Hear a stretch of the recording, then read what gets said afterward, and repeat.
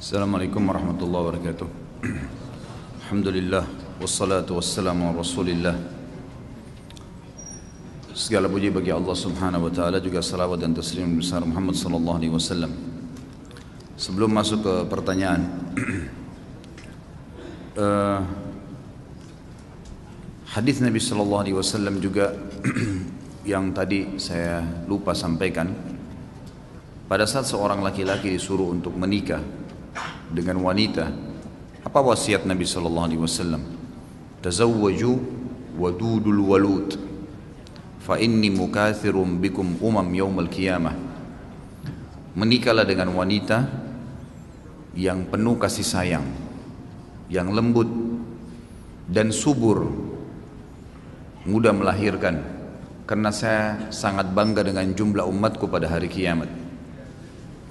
Kita disuruh menikah dengan calon ibu anak-anak kita, pendamping kita dalam hidup, dalam melayani seorang laki-laki mukmin, dalam menjaga amanah di rumah, dengan seorang yang penuh dengan kelembutan dan kasih sayang. Begitu pula yang subur. Sama wasiat Nabi SAW juga untuk para muslimah, untuk menikah dengan laki-laki yang berakhlak. Kalau datang kepada kalian, kata Nabi SAW, yang kalian ridhoi agama dan akhlaknya, maka terimalah lamarannya. Kalau tidak, terjadi kerusakan di muka bumi. Subhanallah, secara tidak sengaja tadi saya tiba-tiba teringat, sebelum habis asar tadi, saya pulang ke rumah dari pengajian di Jakarta Timur tadi, kemudian saya pulang ke rumah, mandi, lalu saya ke sini. Istri saya sempat memperlihatkan kepada saya satu cuplikan. Dia bilang, "Kak, coba lihat ini." Ada satu cuplikan yang memprihatinkan gitu, melihat ada kekerasan dari seorang pembantu rumah tangga kepada anak majikannya yang sedang dijaga gitu. Saya awalnya bilang sama dia, udahlah nggak usah dilihatin ke saya, ceritakan aja. Dia bilang, nggak, coba kakak lihat. Saya juga tidak tahu kenapa tadi Allah mudahkan melihat cuplikan tersebut. Lalu saya lihat, waktu saya lihat itu terus terang saya sangat prihatin ya. Mudah-mudahan saja itu bukan muslimah. Nah, kebetulan seperti orang dari Afrika gitu kan, berkulit hitam.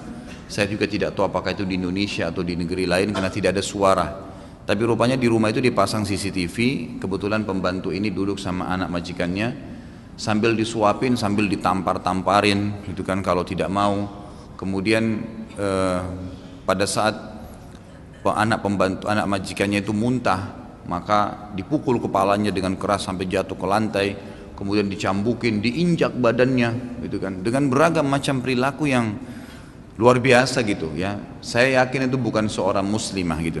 Kalaupun itu seorang muslimah, ini termasuk yang diancam dalam agama. Tidak boleh seperti itu. Saya pernah melihat seorang muslimah sendiri di Surabaya. Waktu itu tetangga mertua saya.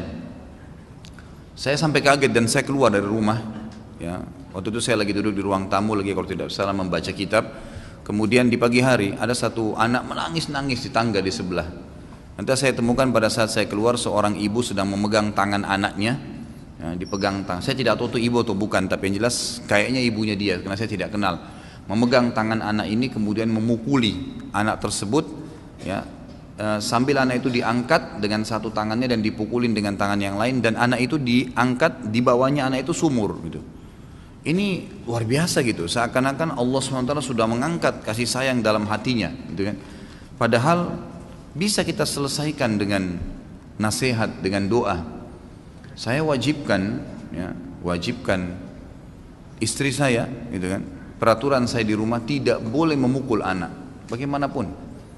Ingatkan dengan lisan, doakan, karena itu berbahaya sekali, akan menanamkan hal-hal yang negatif di situ. Saya juga ada ide, ikhwan dan akhwat sekalian, mudah-mudahan Allah mudahkan itu. Dalam pekan ini saya muncul ide di yayasan saya akan buat pelatihan khusus untuk pembantu rumah tangga, baby sister dan juga supir ya, yang terdiri dari ikhwan dan akhwat gitu kan, yang sudah terbina. Maka nanti kita akan adakan training dan ada pengalokasian kepada teman-teman kita ikhwan dan akhwat juga yang sudah terbina. Karena ternyata saya temukan di lapangan banyak sekali di antara akhwat kita yang memang bekerja di rumah tangga, memang mereka dasarnya, dan itu bukan aib ya. Itu bukan aib.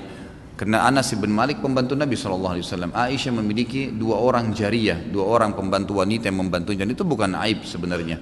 Hanya kebetulan beda istilah saja. Orang yang pakai jas di kantor dengan orang yang bantu rumah tangga sama saja, sama-sama cari duit, gitu kan? Cuma kebetulan beda istilah saja. Maka saya melihat ternyata kendala akhwat-akhwat kita ini, dan kebetulan juga ada beberapa yang pernah datang ke rumah saya dan alhamdulillah sampai menikah, sekarang sudah menikah dan sudah pergi tinggal sama suaminya. Akhlak mereka baik, mereka akhwat yang sudah terbina, tapi mereka tidak tahu mau kerja di mana gitu. Dari sisi lain banyak juga jemaah pengajian saya yang saya lihat Masya Allah suami istri sudah berubah, sudah hijrah, dan mereka punya kemampuan finansial. Mereka akhirnya punya kendala karena mencari pembantu dari yayasan-yayasan yang umum. Akhirnya datang juga orang-orang pembantu yang biasa sihir lah dari kampungnya, bawa buhul ke rumahnya, kemudian berakhlak yang buruk, gitu kan? Mungkin mencuri, banyak sekali, tidak tutup aurat, bergaul bebas, beragam macam hal. Ini kendala-kendala. Begitu pula mungkin dengan baby sister, nanti coba insya Allah kita akan iklankan, dan saya bicara sama teman-teman Wisol. Tadi pagi kebetulan saya bicara dengan direkturnya untuk menerapkan ini. Kita adakan pelatihan nasional dan nanti alokasinya juga jelas supaya bisa membantu ya dari 2 sisi, semua dua-duanya membutuhkan masalah itu. Baik, saya bacakan pertanyaannya. Saya mau bertanya, ada 2 pertanyaan. Bagaimana cara mendamaikan kedua orang tua yang tinggal seatap tapi sudah beberapa tahun tidak melakukan hubungan suami istri, bahkan sudah pisah ranjang? Beberapa kali sang istri meminta cerai tapi suami tidak mau, karena suami berjanji di hadapan orang tua istri tidak akan meninggalkan atau ceraikan istri kecuali cerai mati. Bagaimana sebaiknya? Ya. Tentu perlu dipahami dulu satu hal ya. Ada namanya hak dan kewajiban dalam rumah tangga. Salah satu hak istri adalah diberikan nafkah materi, uang semampu suami. Nafkah ini yang dengannya roda kehidupan bisa jalan, makanan, minuman, gitu kan? Apa kira-kira listrik yang tampaknya tidak bisa jalan roda kehidupan? Ya, itu berarti nafkah. Jadi kalau suami hitung-hitung rumah nafkahnya mungkin 2 juta per bulan, dia punya gaji 5 juta, istri nggak punya hak mengambil 3 juta sisanya. Karena suami juga punya hak untuk bersedekah, bantu kerabatnya, bisnis, apalah ya, investasi akhirat, investasi dunia, itu dia punya hak. Jadi nafkah saja, gitu kan? Kalau ini tidak diberikan sementara suami mampu dan itu sudah mencapai 6 bulan, maka istri punya hak mengajukan perceraian di pengadilan. Tidak harus tunggu suaminya. Begitu pula dengan kebutuhan biologis. Kalau tidak dipenuhi selama 6 bulan yang disepakati jumhur ulama, maka berarti tanpa alasan, tanpa udzur syar'i ya. Tidak ada udzur syar'i. Maka si istri boleh mengajukan perceraian. Gitu kan? Kalau memang yang saya lihat dari pertanyaan ini, si suami sudah tidak mau sama istrinya hanya karena alasan sudah terlanjur janji depan orang tuanya, gitu kan? Nah, itu urusan dia, dosa dia dengan dia pungkirin janji kalau sampai dia ceraikan. Tapi dari sisi lain kalau dia bertahan dengan kondisi sekarang, dia dosa menzalimi istrinya. Dan saya sarankan si istri ini ya mengajukan perceraian di pengadilan supaya jelas statusnya, gitu kan? Dan jangan tinggal serumah lagi. Ya, karena dengan serumah seperti ini kemudian ada kewajiban yang terbengkalai tanpa udzur syar'i ya. Lain kalau si suami sudah tidak bisa memang melayani biologis istrinya, ada penyakit, ada masalah, itu udzur syar'i lain, berbeda. Itu pun boleh si istri mengajukan perceraian kalau sudah tidak terpenuhi, baik itu karena ada alasan syar'i atau tidak, gitu kan? Maksudnya memang dia punya udzur karena sakit atau memang ya sudah tidak suka misalnya dan memang tidak bisa lagi melayani, tidak bisa dipaksakan. Maka salah satu substansial dalam bab tolak itu adalah bolehnya istri mengajukan ke pengadilan dan nanti hakim yang menentukan keputusan, memastikan itu kemudian memutuskan ya untuk menjatuhkan tolak atau tidak, gitu kan. Ini jadi saran saya si ibu ini cerai saja, ngajukan di pengadilan. Kalau begini keadaannya apalagi tahunan. Kalau Anda misalnya yang bertanya ini sebagai anak ingin coba mendamaikan, ya seperti umumnya orang kalau mendamaikan masuk di tengah-tengah di antara keduanya lalu kemudian menanyakan inti permasalahannya apa.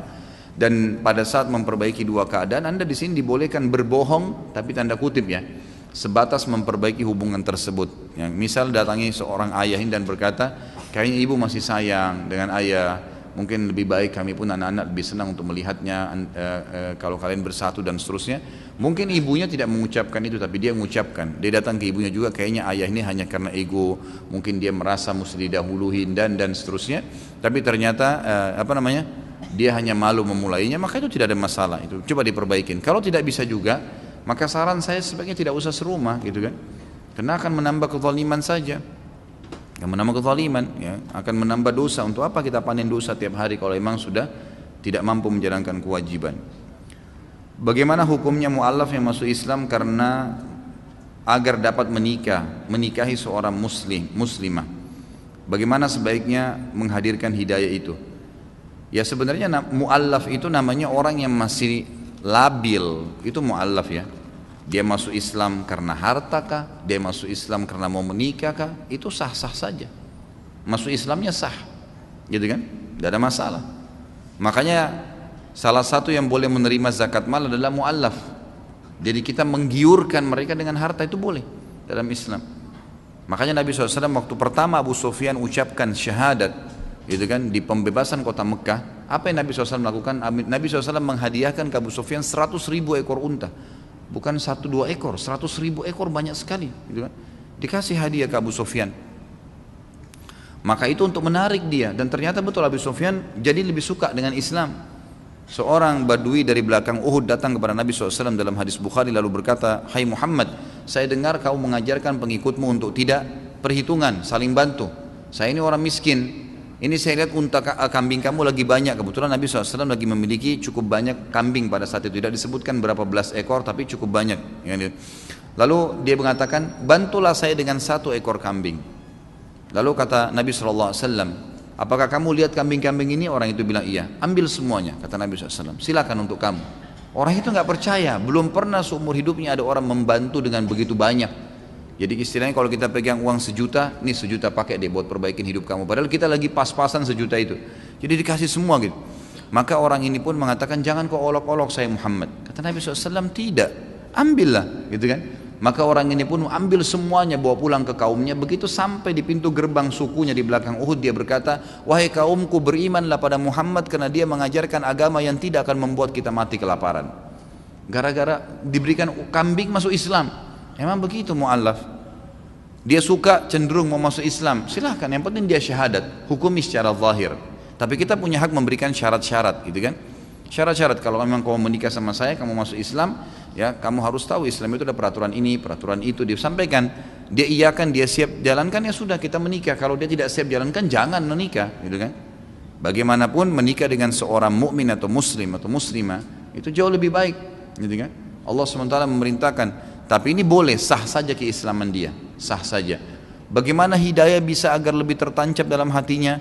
Maka tidak ada jawaban kecuali ilmu. Majelis ilmu seperti ini satu saja jawabannya, untuk menambahkan iman, ya, memudahkan kita untuk bisa mengamalkan hukum Allah, yang gitu, yakin tentang adanya akhirat, takut khawatir dihukum kalau ada dosa. Tidak ada kecuali ilmu. Kalau kita belajar, majelis ilmu akan membuat ada perubahan dalam diri kita, karena Allah tanamkan iman dalam hati, gitu kan. Jadi seperti itu.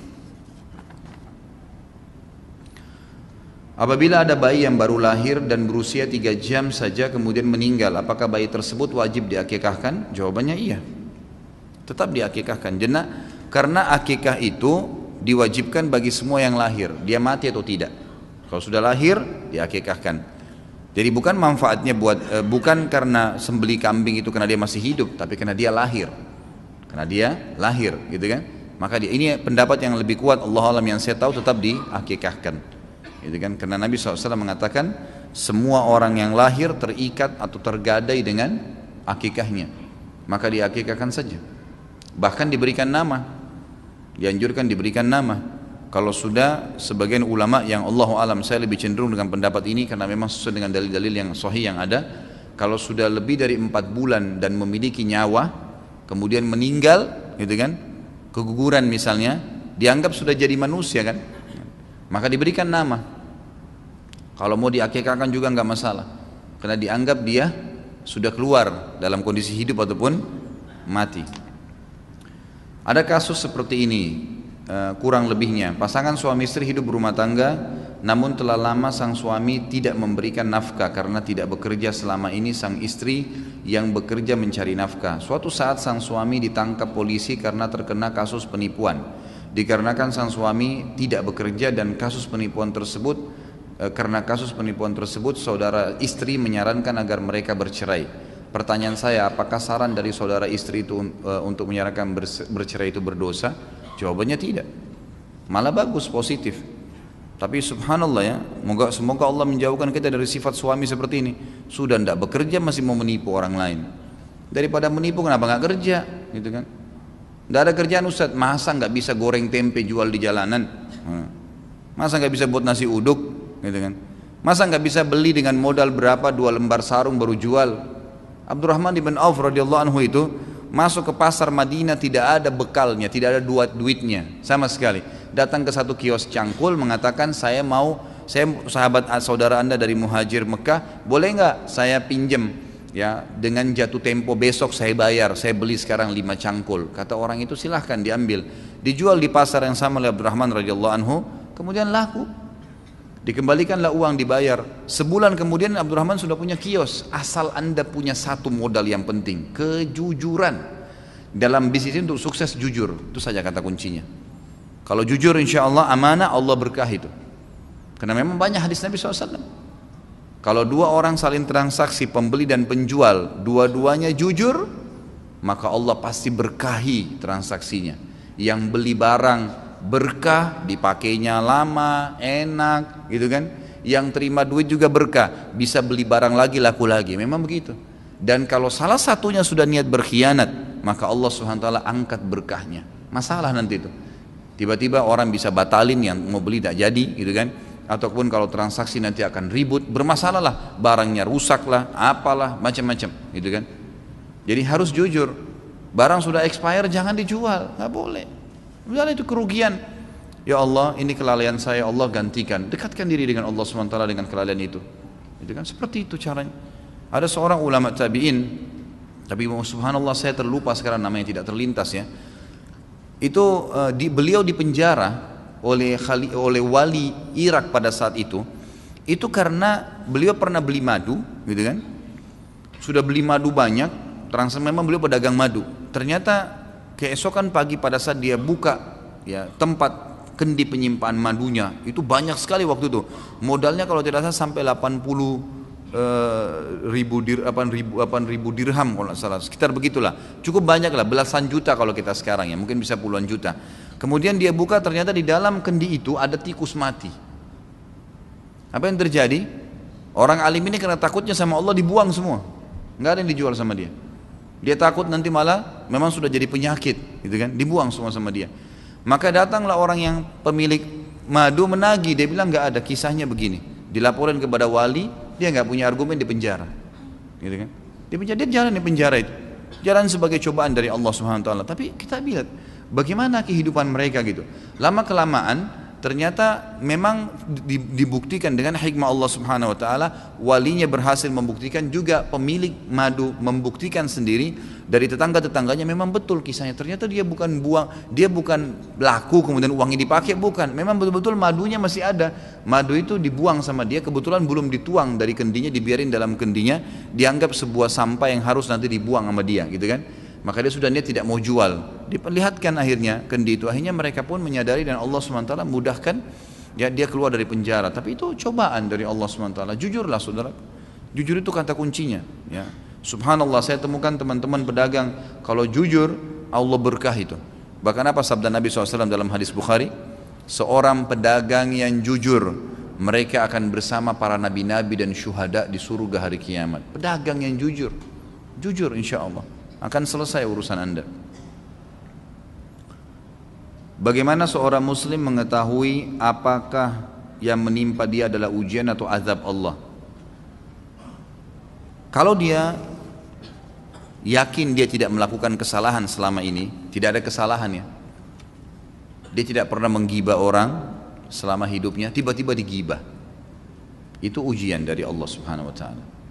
Memang Allah lagi menguji dia, gitu kan?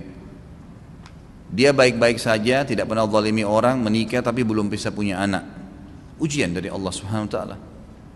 Allah akan melihat apakah dia ya mau mendekatkan diri dengan Allah enggak dengan kejadian tersebut. Karena semua ujian ini kalau datang tujuannya agar Allah menarik orang ini mau kembali kepada Allah Subhanahu Wa Taala. Tujuannya itu, gitu kan? Supaya kita lebih dekat dengan Allah, lebih ngerengek, ya, lebih manja. Seperti itulah kurang lebih. Ya. Tapi kalau cobaan datang itu, cobaan sifatnya memang ada penyebab, ada pemicu sebelumnya. Kita memang pernah menggibah orang lain, sekarang kita digibah. Itu cobaan. Jadi kan? Jadi memang berbeda di sini. Cobaan itu artinya pembersihan dari dosa-dosa yang pernah terjadi. Kalau ujian memang datangnya tidak ada hubungannya sama kita. Termasuk dalam ujian misalnya kerabat meninggal, gitu kan? Kerabat meninggal, kita memang tidak programin sebelumnya, ya memang meninggal begitu. Seperti itulah. Apakah benar ada hadis yang mengatakan bahwa anak kecil pemutus saf? Bila iya, bagaimana bila kami ingin mengajak anak kecil belum balik belajar sholat berjamaah? Apakah memang posisinya harus di paling belakang? Tidak boleh berada di tengah-tengah orang dewasa? Tidak dikatakan, tidak ada lafaz hadis yang mengatakan anak-anak pemutus saf. Tapi yang ada adalah, memang kalau anak-anak itu masuk dalam saf, kemudian mereka keluar bermain-main, gitu, maka yang berdiri di saf harus merapatkan. Kalau tidak berarti terjadi pemutusan saf. Itu betul, gitu kan? Tapi kalau anak-anak masuk dalam saf dianggap memutus saf, itu tidak benar. Itu tidak benar. Abdullah bin Abbas, Abdullah bin Umar, ya kan gitu. Sahabat-sahabat Nabi yang masih muda-muda, itu waktu mereka mulai belajar hadis dari Nabi SAW dan mereka ikut berjamaah sholat di masjid, itu mereka belum balik. Abdullah bin Umar itu pertama belajar hadis umur 9 tahun bersama Nabi SAW. Abdullah bin Abbas umur 10 tahun. Memang anak-anak muda, anak-anak masih kecil-kecil, belum balik malah pada saat itu. Tapi mereka ikut berjamaah di masjid.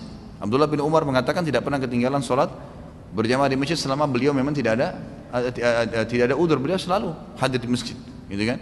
Jadi memang beliau hadir di masjid, jadi tidak ada masalah itu. Makanya saya sarankan ikhwah-ikhwah yang mau ajak anaknya untuk belajar mengajar mereka berjamaah, biasakan dulu kiat ini, jalankan ya. Biasakan yang poin pertama, anak kita ikut dulu sholat di rumah. Kita lagi sholat sunnah, ajak anak kita sholat di sebelah, gitu kan? Biarin dia terbiasa dulu dengan gerakan-gerakannya. Jadi dia mengenal, berdirikan di sebelah kita supaya dia mengenal saf, gitu kan? Rangkul pada saat selesai sholat kalau dia masih lari-lari. Bahasakan walaupun dia belum bisa ngomong. Saya berapa kali terapin ke anak-anak saya. Jangan dianggap anak kena belum bisa ngomong berarti dia tidak paham, enggak. Ya, coba ngomong. Ya, walaupun belum mengerti, anak-anak saya banyak yang dari kecil masih mungkin belum setahun saya ajak ngomong kadang-kadang. Ya, saya ajak ngomong ya dengan kalimat-kalimat yang saya harapkan supaya jadi baik. Insya Allah jadi anak solihah ya nak, insya Allah jadi anak soleh ya. Dinasihatin, di ngomongin. Kalau saya lagi sholat di sebelah saya, sering anak saya laki-laki ikut.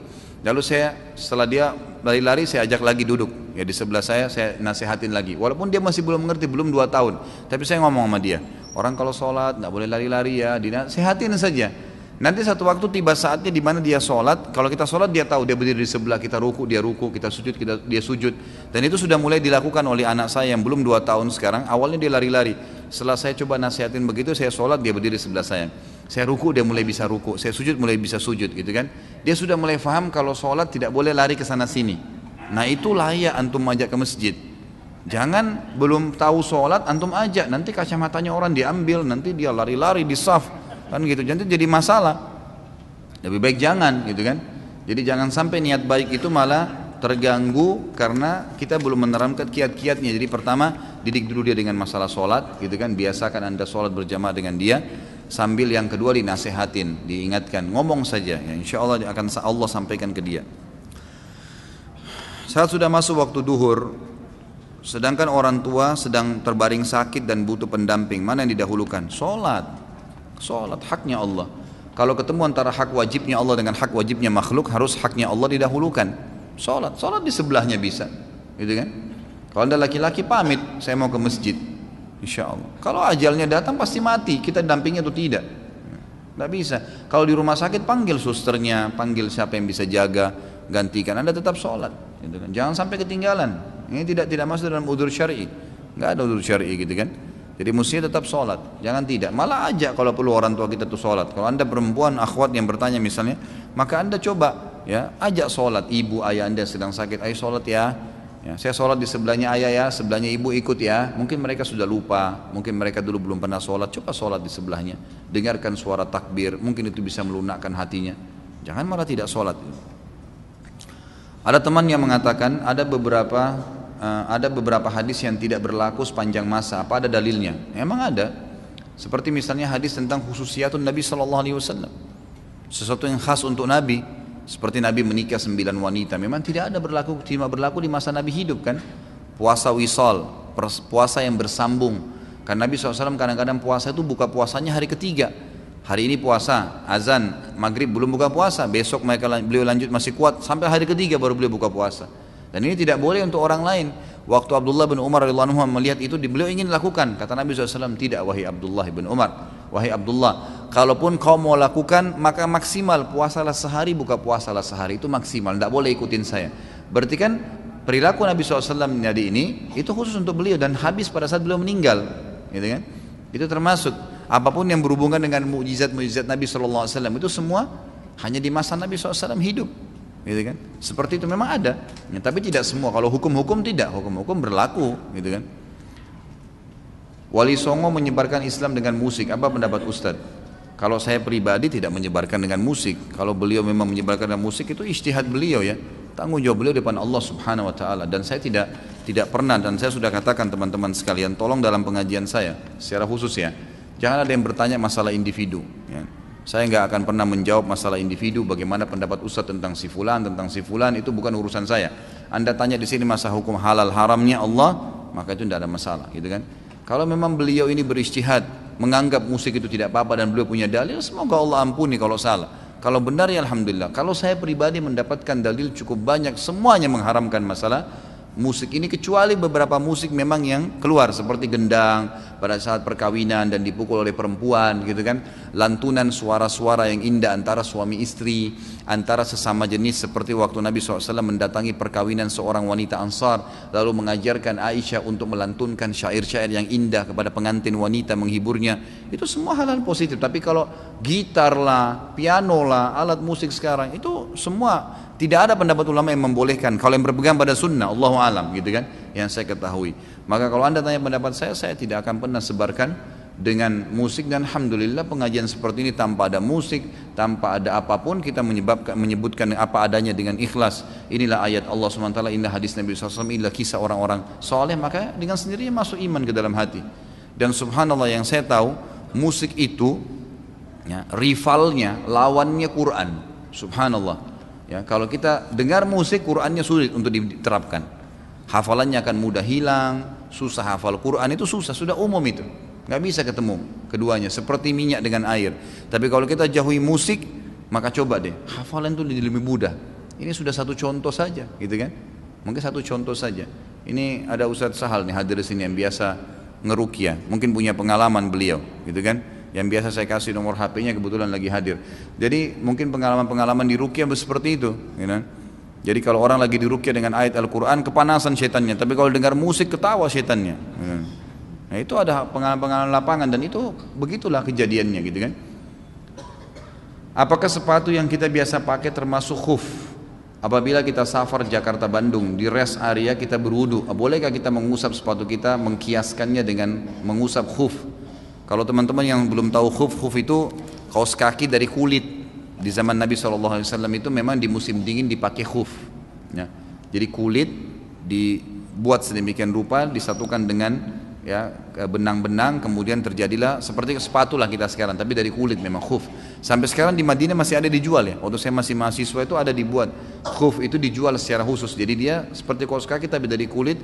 Cuma sekarang lebih modern karena sudah pakai resleting untuk ditarik, ditutup kan. Kalau zaman dulu orang masih memakai tali yang diikat-ikat.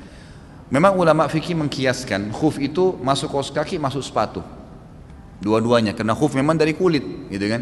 Berarti dibolehkan. Kalau anda memang musafir dan pada saat memakai kaos kaki atau sepatu itu, ya, kita sudah bersuci, sudah berwudu, ya. Mau keluar rumah sebelum safar ke Bandung tadi sudah wudu. Kemudian di tengah jalan keluar angin, mohon maaf, buang air kecil, buang air besar. Selama bukan junub, ya, bukan mandi junub, hanya buang air kecil, buang air besar. Kemudian kita tidak membuka kaos kaki dan sepatu tadi, ya, karena seperti misal di Eropa, di negara-negara yang memang biasa musim dingin, memang mereka tidak melepaskan kaos kaki, gitu kan.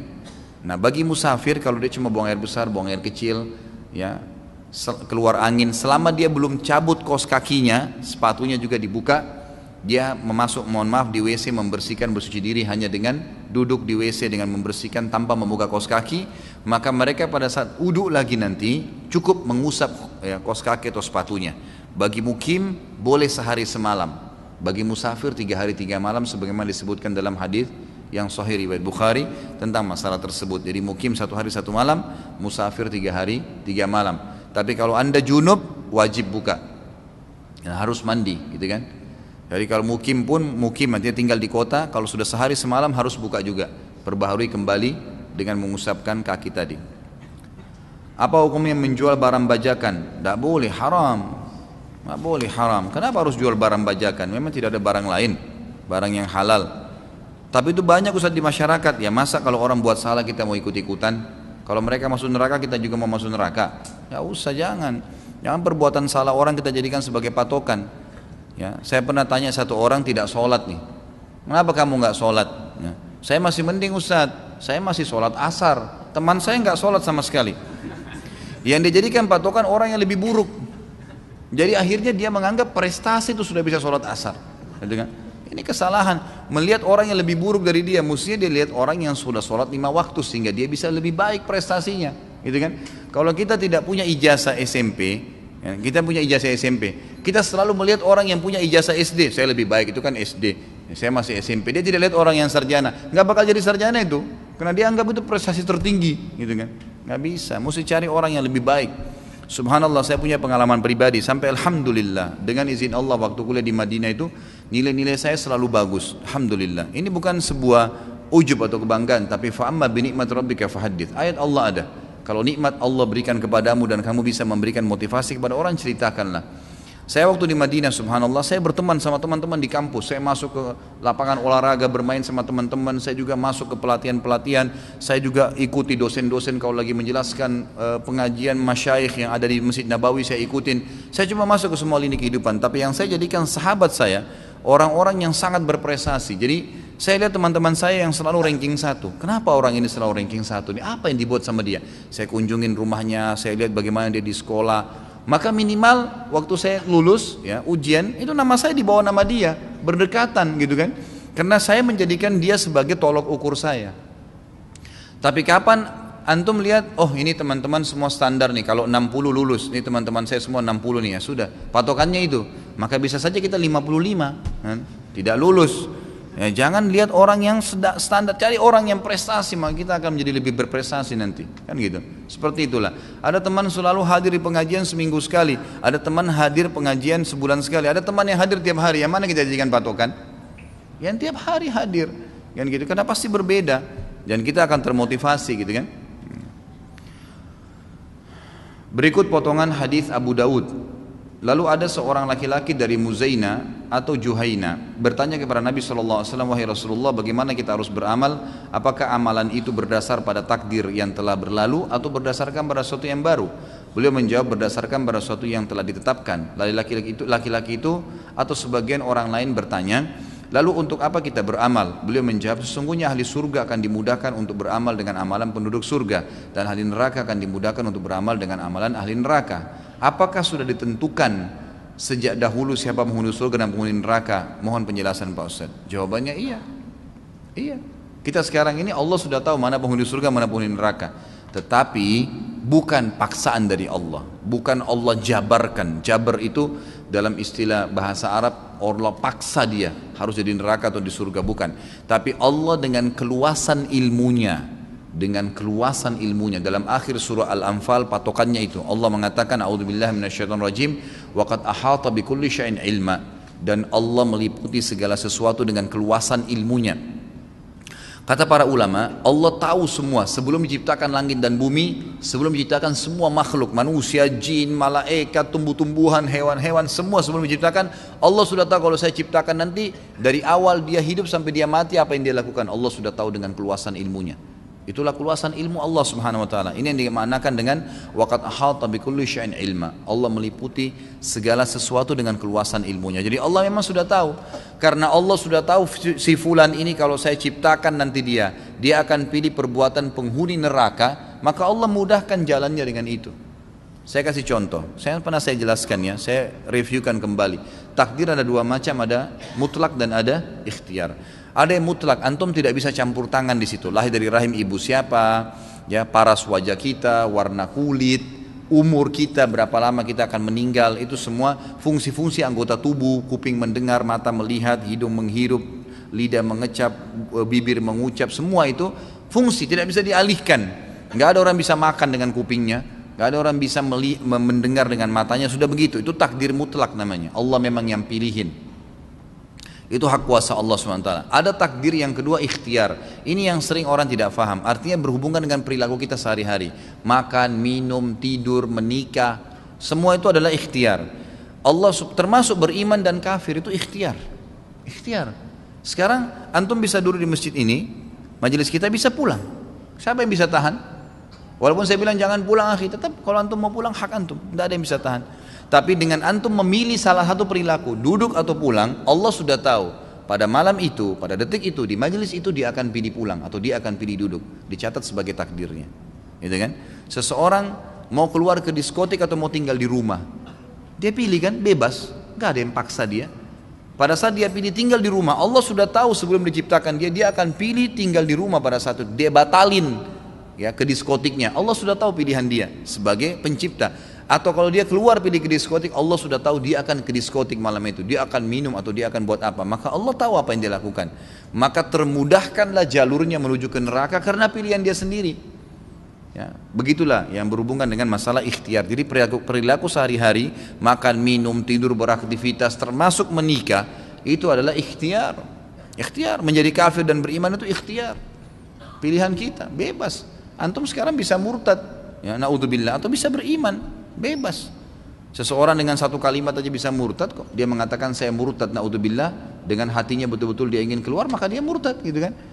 Orang bisa dari kafir masuk Islam dengan satu kalimat, syahadu an la ilaha illallah, syahadu anna muhammadar rasulullah, muslim langsung pada saat itu, gitu kan.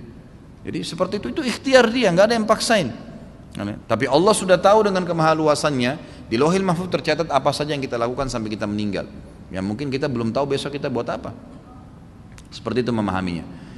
Apa perbedaan bid'ah dan ijtihad? Berikut ini termasuk bid'ah atau ijtihad. Yang pertama, pengumpulan ayat-ayat Al-Quran, penulisannya serta pengumpulannya sebagai mushaf atau kitab yang dilakukan oleh sahabat Abu Bakar, Umar bin Khattab dan Zaid bin Thabit radhiyallahu anhum. Yang kedua, perbuatan Khalifah Umar bin Khattab yang mengumpulkan kaum muslimin dalam sholat tarawih bermakmum pada seorang imam. Yang ketiga, mengumandangkan azan dengan pengeras suara, membangun rumah sakit, panti asuhan atau anak yatim piatu, membangun penjara untuk mengurung orang-orang yang bersalah. Yang keempat, tambahan azan sebelum khutbah Jumat yang dilaksanakan pada zaman Khalifah Utsman radhiyallahu anhu. Yang kelima, menata ayat-ayat Al-Quran dan memberi titik pada huruf-hurufnya, memberi nomor pada ayat-ayatnya, mengatur juz dan rubuknya atau bagian-bagiannya, dan tempat-tempat di mana dilakukan sujud tilawah, menjelaskan ayat Makkiyah dan Madaniyah pada qaf setiap surah dan sebagainya. Mohon penjelasan Pak Ustadz. Jadi begini, ijtihad itu adalah sebuah upaya dari kalangan ulama. Pahami ini ya, ijtihad itu hanya boleh di kalangan ulama. Sebuah upaya dari seorang sosok alim dalam mengambil sebuah keputusan karena adanya beberapa dalil ya, yang masih perlu ijtihad memang. Dia tidak tahu yang mana dia harus pilih, dalil yang A atau dalil yang B, lalu dia berijtihad, kan gitu. Selama dia alim dibolehkan berijtihad, dan itu juga berlandaskan dengan dalil, jadi bukan ijtihad semaunya, enggak, karena memang ada dalil di situ. Kalau masalah bid'ah berbeda. Bid'ah itu sesuatu yang baru, tidak pernah dicontohkan oleh Nabi dan juga para sahabat, terutama Khulafaur Rasyidin. Yang Anda sebutkan di sini pengumpulan ayat-ayat Al-Quran, itu perilakunya Abu Bakar, Umar. Siapa itu Abu Bakar dan Umar? Khulafaur Rasyidin. Masuk dalam hadis Irbat, alaikum bisunnati wa sunnatul khulafaur rasyidin mahdiyyin min ba'di addu 'alaiha bin nawajid, gitu kan. Berpegang teguhlah pada sunnahku dan sunnah khulafaur rasyidin, Abu Bakar, Umar, Utsman dan Ali. Berpegang teguhlah pada sunnah-sunnah itu walaupun dengan gigi geraham kalian. Jadi perilaku Abu Bakar, Umar, Utsman, Ali dianggap adalah perilaku bagian sunnah Nabi SAW, karena Nabi sendiri yang suruh itu, kan gitu. Kemudian sama juga dengan perbuatan Umar bin Khattab dalam menyatukan orang sholat tarawih. Umar bin Khattab bukan melakukan itu semaunya sendiri. Ulama sudah sepakat, dan pada saat tabligh akbar kemarin masalah Umar saya sudah jelaskan masalah ini ya, bahwasanya Umar bin Khattab, kata para ulama, menyatukan orang untuk sholat berjamaah tarawih karena beliau pernah menemukan di zaman Nabi SAW di hari pertama Ramadan, waktu beliau sholat diikuti dengan beberapa sahabat, itu kemudian Nabi SAW biarkan, nggak dikatakan itu dilarang. Cuma hari kedua Nabi nggak keluar lagi. Waktu ditanya, hari kedua tuh orang pada ngumpul semua, ingin ikut berjamaah sama Nabi SAW. Nabi nggak keluar sampai menjelang azan subuh. Sudah subuh, Nabi SAW sholat subuh berjamaah, lalu kemudian beliau mengatakan, sungguh saya tahu tadi malam kalian menunggu saya, dan saya sengaja tidak keluar, karena saya khawatir kalau saya keluar mengimami kalian, maka jadi wajib tarawih itu. Maksudnya apa? Boleh kalian berjamaah. Umar tinggal kembali ke situ, bukan perbuatan yang baru, kan gitu. Kan gitu. Ini masuk masalah mushaf dikumpulkan, memang di zaman SAW masih berserakan, maka Abu Bakar kumpulin, gitu kan? Dikumpulin bukan satu hal yang ditambah, mengumpulkan. Kemudian juga mengumandangkan azan, ya pada saat di zaman Utsman radhiyallahu anhu. Jadi azan ini di zaman Nabi SAW, gitu kan? Sering kali digunakan untuk ibadah yang sudah ditentukan seperti sholat misalnya. Dan juga digunakan ya untuk memberikan gambaran kepada orang lain, isyarat. Seperti misalnya azan yang diterapkan oleh Nabi SAW di subuh. Ada dua azan. Beliau mengatakan kalau kalian dengarkan azannya Bilal, maka tetaplah makan. Kalau kalian dengar azannya Ibnu Ummul Maktum, muadzin kedua, maka berhentilah makan. Kata ulama, azan pertama ini tidak ada hubungannya dengan subuh. Tapi Nabi SAW suruh kumandankan agar orang-orang yang sudah terlanjur sholat dari semalam suntuk istirahat sejenak. Karena itu ukurannya 50 ayat antara azan pertama sama azan kedua. Kemudian orang yang belum bangun malam, mereka supaya bangun sholat, gitu kan. Ulama mengatakan azan pertama gak ada hubungannya dengan subuh. Tapi Nabi SAW menjadikan sebagai simbol pemberi peringat bahwasanya sudah dekat waktu subuh, gitu kan. Utsman bin Affan waktu menyuruh azan Jumat 2 kali di zaman beliau radhiyallahu anhu, pada saat itu Islam itu penduduk Madinah sudah makin banyak, orang hijrah ke Madinah sampai mereka memenuhi Wadi Aqiq. Wadi Aqiq ini 7 km dari Madinah, dari Masjid Nabawi. Jadi kurang lebih 2 km dari Masjid Kiblatain sekarang. Tepatnya di depan kampus kami. Kalau di Madinah itu kalau teman-teman lagi umrah, datangi Islamic University, nanti akan lihat di depannya ada Wadi Aqiq, ada sebuah lembah. Sampai di situ orang tinggal. Dan itu 7 km. Zaman dulu, ya, kalau orang azan di Masjid Nabawi di zaman khilafahnya Utsman radhiyallahu anhu pun itu tidak terdengar di Wadi Aqiq, orang tidak tahu Jumat sudah masuk belum.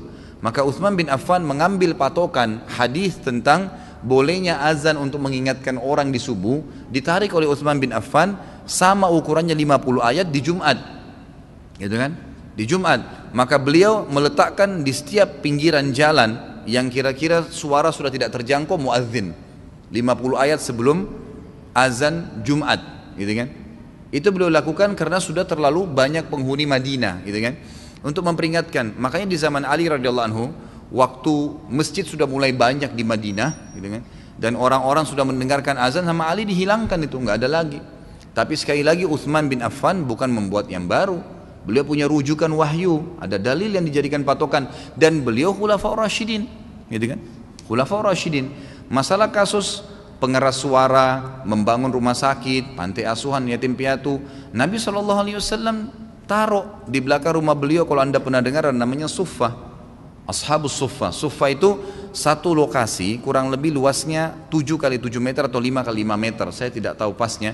Tapi itu dulu ada tempat di belakang rumah Nabi SAW yang beliau bangun sebagai bangunan rumah, dan beliau menampung para penuntut ilmu dan orang-orang susah di situ. Orang-orang yatim, anak-anak yatim, orang yang menuntut ilmu ditampung oleh Nabi SAW. Lalu kenapa kalau kita buat seperti itu? Nabi SAW pernah contohkan, gitu kan? Menampung itu. Bahkan Nabi SAW memotivasi siapa yang saya dan sponsor anak yatim yang menyiapkan fasilitas mereka, rumah mereka, gitu kan? Maka seperti sama saya seperti ini di surga, ya, seperti nanti dekat sekali, seperti jari telunjuk sama jari tengah, jadi sangat dekat, gitu kan? Jadi itu memang perintah ada. Membangun rumah sakit di zaman Nabi SAW, di zaman Khulafaur Rasyidin, di zaman Nabi SAW memang masih tabib, ya, ada disilakan dengan tabib, ya, mereka memang menyatukan hadis-hadis Nabi SAW, lalu mereka mengobati sahabat-sahabat yang luka, dan mereka menukil satu sama lain cara mengobati, seperti waktu terjadi perang Badar, perang Uhud, beberapa sahabat yang luka diobati oleh sahabiat yang memang faham tentang, ya, memberhentikan obat, ada campuran-campuran tertentu yang mereka letakkan, itu semua dilakukan. Jadi di zaman Nabi SAW memang masih belum ada rumah sakit secara khusus, gitu kan. Tapi di zaman Khulafaur Rasyidin sudah ada tempat-tempat yang khusus memang untuk mengobati orang-orang yang sakit, gitu kan. Walaupun itu biasanya masih menggunakan pelataran masjid, tapi itu ada. Jadi tidak ada yang baru di sini. Kemudian masalah membangun penjara untuk orang yang melakukan kesalahan, ini juga sama dikatakan oleh para ulama tidak masuk dalam bid'ah karena bukan bangunan. Bid'ah itu ibadah. Ini bangunan, tidak ada masalah. Apakah kita harus sama masjid kita dengan masjidnya Nabi? Zaman Nabi itu pakai batang kurma loh, ditebang atasnya, ditebang akarnya, ditancapin. Apakah kita juga harus cari sekarang batang kurma, tidak usah pakai semen dan batu bata? Tidak, karena itu fasilitasnya, bukan perilaku ibadahnya. Beda fasilitasnya. Zaman Nabi SAW pakai unta, kita juga pakai unta, nggak usah pakai mobil? Enggak, fasilitas itu, bukan perilaku ibadahnya sendiri, gitu kan. Kecuali kalau sholat asar 4 kita jadikan 5, kita kurangin 3, perilaku ibadahnya, gitu kan. Itu yang lain, itu yang tidak boleh. Jadi seperti itulah. Sama dengan menata ayat-ayat Al-Quran sebenarnya bukan hal yang baru. Jadi di zaman Nabi SAW bacaan mereka sudah ada itu, ada wakafnya, kan gitu. Ada hukum-hukum tajwid yang mereka sudah lantunkan dengan lisan mereka, mereka saling menukul itu. Kenapa sekarang ada penulisan dengan harakah? Terutama di Mushaf Utsmani di zaman Utsman radhiyallahu anhu. Kenapa? Karena terlalu banyak orang-orang yang baru masuk Islam dari negeri Persia, dari orang-orang yang ajam, bukan orang turunan Arab, tidak mengerti tulisan Arab. Mereka kalau disuruh baca yang gundul tidak paham. Orang-orang Arab paham, tapi orang lain tidak paham. Maka Utsman bin Affan berijtihad untuk memberikan baris, bukan tambahan dari beliau. Emang dasarnya bacaannya begitu, bukan baru itu. Emang bacaannya begitu, alif lam mim dibaca ya begitu, gitu kan? Dzalikal kitabu la raiba fihi, memang sudah begitu bacanya, tinggal dikasih baris supaya memudahkan orang ajam untuk membacanya. Contoh kecil kita di Indonesia kalau tidak pernah belajar bahasa Arab, gitu kan, kemudian dikasih kitab gundul bisa baca nggak? Gitu kan? Kalau kita belajar dari Iqra misalnya, kemudian memang dia menggunakan baris, lalu kemudian Al-Quran juga kita kembali, kita jadi mudah membacanya. Itu hanya untuk mempermudah saja, tidak ada hubungannya dengan menambah atau membuat-buat ibadah baru. Apakah meninggalkan maksiat karena malu kepada orang itu syirik? Bukan syirik sebenarnya, tapi ya dosa saja, gitu kan? Tidak dapat pahala.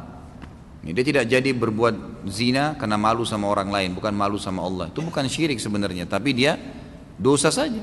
Ya. Dosa saja karena memang dia meninggalkan maksiat bukan karena Allah Subhanahu wa taala. Bolehkah berdoa tidak sambil mengangkat tangan seperti sedang berjalan, sedang mengendarai? Boleh. Nabi SAW seringkali berdoa mengangkat tangan atau tidak mengangkat tangan, terjadi kan gitu. Misal antum tiba-tiba melihat ada mobil tabrakan, antum bilang ya Allah mudah-mudahan tidak terjadi pada saya, tidak perlu angkat tangan, kan gitu. Memang keadaannya begitu. Kalau emang antum mau angkat tangan pun tidak ada masalah, dua-duanya ada perintah dari Nabi SAW. Apakah mengusap muka setelah sholat dan berdoa pernah Rasulullah SAW kerjakan? Apa termasuk bid'ah? Belum pernah ada riwayat yang menjelaskan masalah itu. Mengusap wajah dengan telapak tangan itu belum pernah ada contoh dari Nabi SAW. Nah, karena ini yang perlu kita jelaskan. Masuk dalam bid'ah kalau mengusap wajah karena dia rangkaian daripada ibadah yang ditambah. Doa Nabi SAW tidak pernah mengusap wajah, kita mengusap wajahnya. Maka bisa ulama mengatakan masuk karena kita menambah ibadah yang Nabi SAW sudah lakukan. Apakah tersentuh rambut istri dapat membatalkan wudhu? Enggak, kecuali antum syahwat, lain kan gitu. Ini sudah pernah saya jelaskan kan. Jumhur ulama mengatakan bersentuhan dengan kulit yang bukan mahram, ya, kalau tidak diikuti dengan syahwat, gitu kan, dan tidak sengaja. Kalau yang bukan mahramnya, istri di sini sengaja pun tidak apa-apa, asal tidak syahwat. Kalau yang bukan mahram, jumhur ulama mengatakan kalau tidak sengaja dan tidak syahwat tidak batal, nggak batal. Tapi kalau sengaja memegang, gitu, maka itu masuk dalam berhati-hati maka batal. Kalau syahwat jelas batal. Dengan istri menyentuh sengaja atau tidak sengaja nggak batal kecuali dengan syahwat. Makanya Imam Ahmad rahimahullah menekankan hadis Bukhari yang berbunyi Aisyah berkata Rasulullah SAW pernah menciumku lalu kemudian keluar mengimami sholat tanpa wudhu lagi.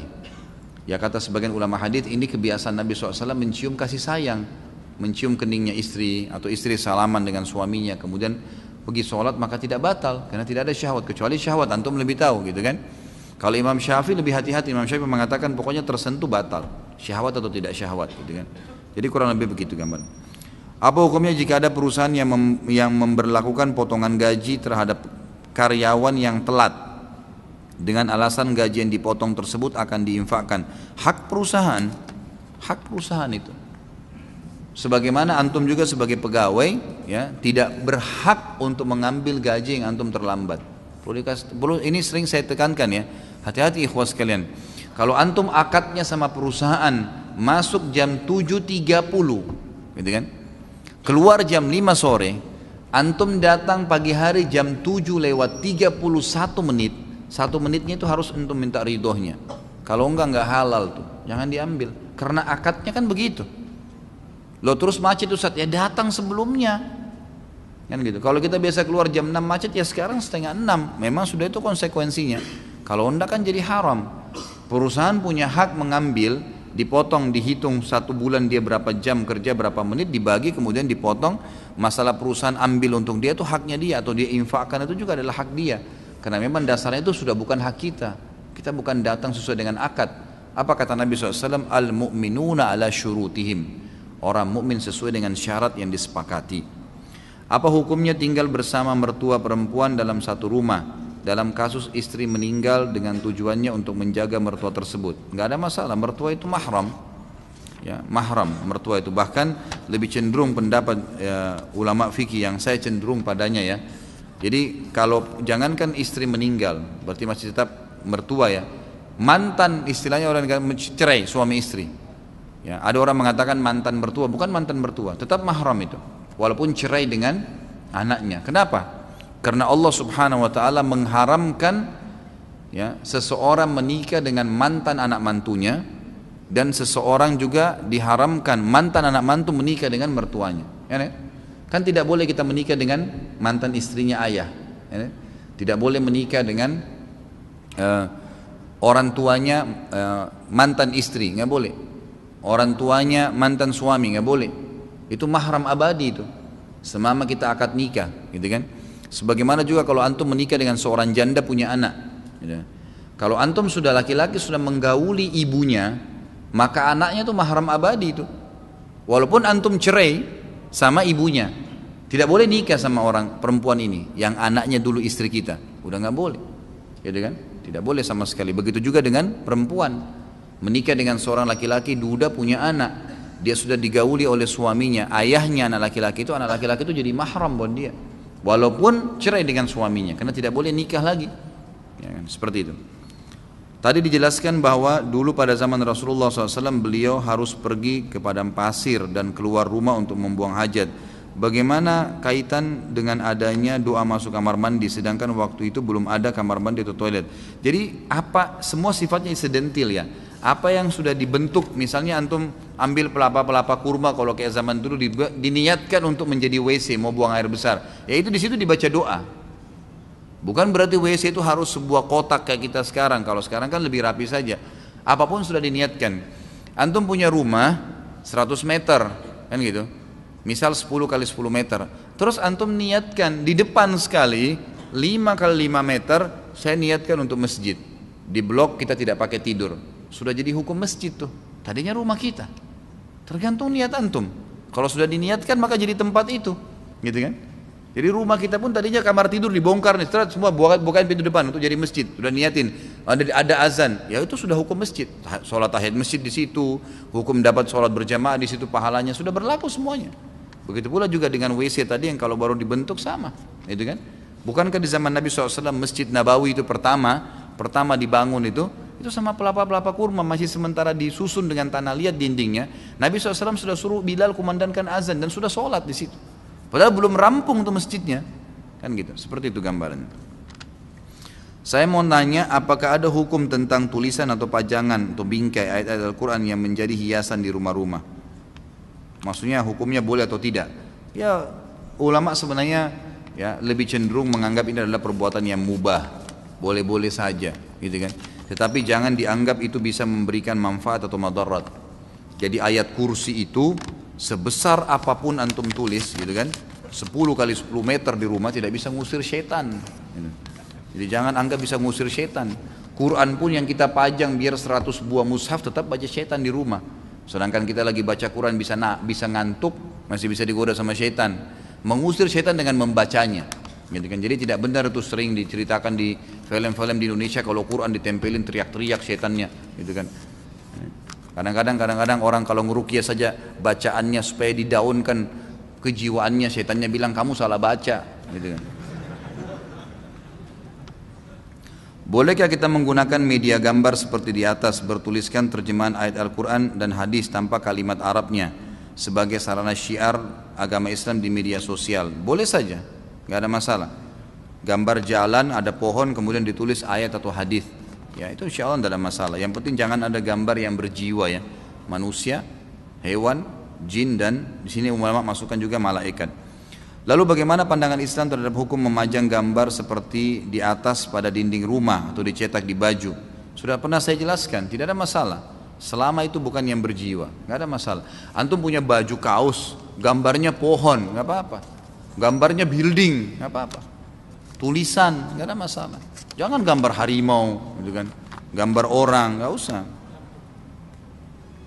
Segala sesuatu yang terjadi pada diri kita itu atas izin kehendak Allah. Ini sahihkah? Jawabannya iya. Pertanyaan tersebut mau ana pakai untuk memberi nasihat kepada orang yang selalu khawatir dalam melakukan segala sesuatu dan jadi lambat sekali dalam bertindak. Contoh, saat mencuci tangan diulang-ulang karena khawatir belum bersih. Saat memakai baju lama sekali karena dicek dulu ada serangga atau tidak. Saat wudu baca doa diulang-ulang dan jadi lama karena khawatir. Ini bukan khawatir, ini was-was dari syaitan. Alladhi yuwaswisu fi sudurin nas, waswasa. Itu bisikan syaitan, nggak boleh ragu. Dan itu akan dihilangkan dengan keyakinan. Ya, dalam hadis dikatakan al-yakinu yazilu syak atau yuzalu syak. Ya. Al-yakinu yazilu syak. Kalau tidak salah begitu lafadznya. Kalau Nabi SAW. Saya tahunya kurang lebih seperti itu ya. Jadi keyakinan akan menghilangkan keraguan-raguan. Jadi keraguan itu harus dilawan dari syaitan, nggak boleh. Ya, nggak usah was-was. Kita memang disunnahkan kalau mau tidur mengebas selimut, iya. Memakai baju ragu ada serangga dikebas sekali pakai Bismillah, gitu kan? Udah selesai. Gitu. Ya, tidak usah terlalu khawatir dengan serangga. Siapa yang lebih besar, Anda atau serangga? Nah. Apa ini? Saudara yang perempuan pada waktu di asrama tidur satu kamar dan tidak pernah buka jilbab. Kawannya satu kamar orang non muslim merasa tersinggung, bagaimana solusinya? Ya itu hak dia.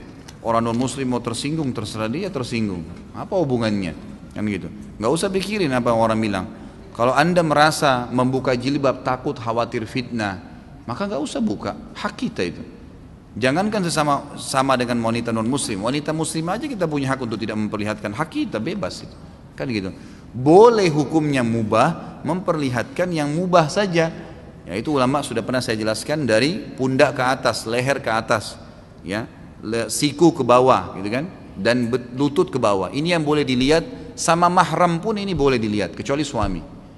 Ayah hanya boleh lihat anak perempuannya yang sudah masuk dalam sinnut tamiz, umur yang bisa membedakan jenis kelamin. 10 tahun itu yang boleh dilihat oleh si ayah, lutut ke bawah, leher ke atas, siku ke bawah sampai ke lengan. Lebih dari ini nggak boleh, sudah nggak boleh, gitu. Bisa jadi fitnah, gitu kan? Sama halnya ibu-ibu juga begitu, akhwat tidak boleh lagi memperlihatkan kecuali ini kepada anak laki-lakinya, seperti itulah. Dan sudah pernah saya jelaskan sampai ke masalah kecuali suami istri ya, sampai masalah jenazah saja, kalau ada laki-laki meninggal, anaknya yang perempuan tidak boleh mandikan jenazah ayah laki-lakinya, ayahnya dia.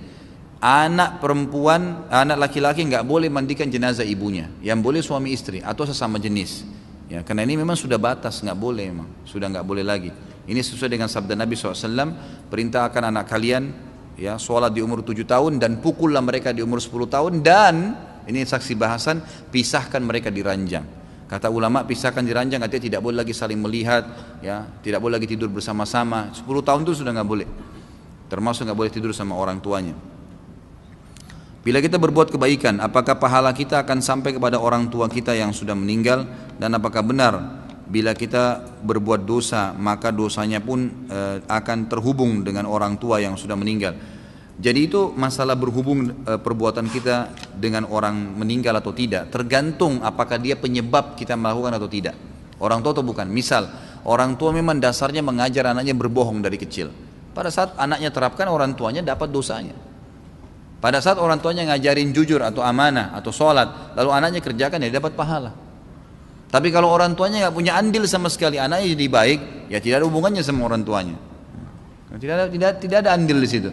Makanya kan sering kita tekankan dalam masalah pendidikan anak, ya usahakan Anda sebagai orang tua punya andil di situ. Jangan terus andalin orang lain. Didik mereka gitu kan. Ajarin doa tidur, ajarin doa bangun tidur. Itu yang mesti kita lakukan. Apakah athar sujud atau bekas sujud pada kening merupakan tasyabuh dengan agama Syiah? Gak ada. Mana ada orang Syiah punya athar sujud? Itu kan terbongkar itu. Beberapa tokoh Syiah yang dahinya hitam itu ternyata pakai batu panas di kepalanya. Dilengketin di dahinya batu panas. Gak ada hubungannya dengan mereka sujud. Subhanallah. Itu athar sujud juga biar antum sholat sujud lama gak muncul-muncul kecuali Allah mau. Itu bukan dibuat-buat emang. Gak ada hubungannya tasyabuh dengan Syiah. Orang Syiah yang mau bertasyabuh dengan kita, yang mau mengikuti ahli sunnah, ya karena ulamanya rata-rata ahli sunnah itu sudah berathar sujud karena mereka sudah paham. Maka mereka juga ikut-ikutan. Salah satu ulama Syiah sekarang yang paling ditokohkan itu yang dahinya hitam sekali. Antum kalau dengar ceramahnya antum ketawa, subhanallah. Gak ada isinya ceramahnya, sampai dipermalukan di Irak. Bisa bagaimana dahinya bisa hitam betul. Dibongkar oleh orang awam. Salah satu pembawa acara di TV Iran mengatakan orang-orang ini ternyata meletakkan batu panas ya di lantai yang mereka biasa pakai sujud, lalu sengaja dipanasin dan mereka sujud dengan waktu tertentu untuk supaya menarik orang, menarik audiens, karena itu punya daya nilai sendiri. Naudzubillah ya. Bagaimana hukum menjual boneka yang dijual bukan untuk anak-anak, boneka berbentuk Doraemon, Mickey Mouse dan yang tidak menyerupai ciptaan Allah? Sama saja, nggak usah. Memang kalau tidak jual Doraemon tidak bisa makan, nggak usah lah. Syubhat itu jauhi aja. Ya kalau untuk anak-anak mungkin masih boleh, kalau enggak, apalagi Doraemon itu apa? Ada ceritanya, bohong itu, cerita bohong. Dan kita makin sebarin lagi kebohongan itu, subhanallah. Dari perutnya bisa keluar ini, bisa keluar itu. Anak-anak menghayal nanti begitu. Bohong semua, ngapain? Nggak ada manfaatnya. Mickey Mouse tikus, ngapain kita sebarin berita tikus? Mendingan antum ceritain tentang Abu Bakar, tentang Aisyah, tentang sahabat pejuang-pejuang Islam daripada Mickey Mouse apa segala. Nggak ada manfaatnya sama sekali. Itu Batman, Spiderman semua khayalan. Ada orangnya mana? Nggak ada. Bohong semua, dibuat mengkhayalan, tidak masuk di akal gitu. Itu permainan orang-orang Yahudi semua. Tinggalin itu, nggak ada gunanya. Jual yang halal akhi, banyak sekali ya Allah, pintu rezeki banyak. Buka yang halal. Bagaimana dalil mengenai laki-laki tidak diperbolehkan memakai celana ketat? Ana hanya mendapatkan dalil hukumnya isbal. Celana ketat itu pakaian ketat masuk dalam hukum dilarangnya menutup, memperlihatkan aurat, gitu kan? Dan juga masuk dalam firman Allah SWT masalah menggunakan libasut taqwa. Wa libasut taqwa dzalika khair. Libasut taqwa, pakaian taqwa adalah pakaian yang lebar tidak membentuk aurat.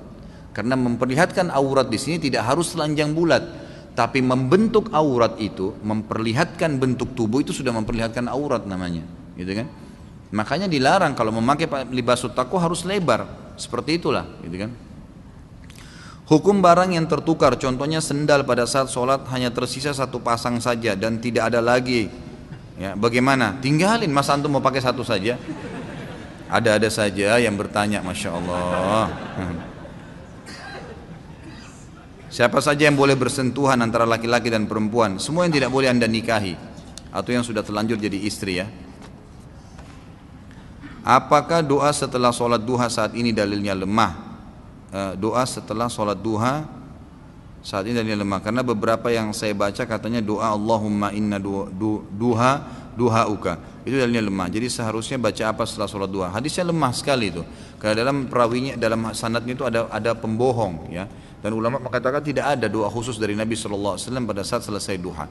Anda tanya doa apa ya? Doa apa saja. Dan jangan khususkan doa setelah duha ya. Tidak pernah ada dalil Nabi SAW mengkhususkan doa setelah duha. Tapi kalau anda punya hajat boleh disampaikan pada saat itu. Dan tidak ada doa khusus. Ayah sakit stroke dan anak wanita kandung harus memandikan setiap pagi dan sore. Apa hukumnya Ustaz? Sedangkan tidak boleh seorang anak kandung menggunakan celana pendek di depan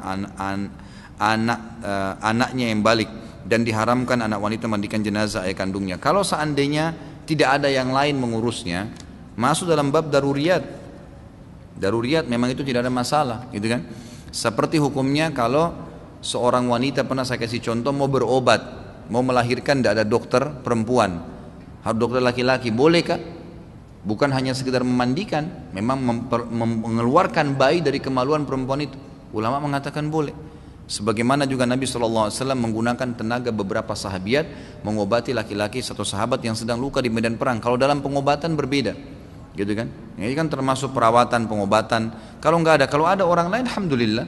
Anda punya rezeki, cari seorang laki-laki yang baik, yang soleh, bayar dia, gitu kan?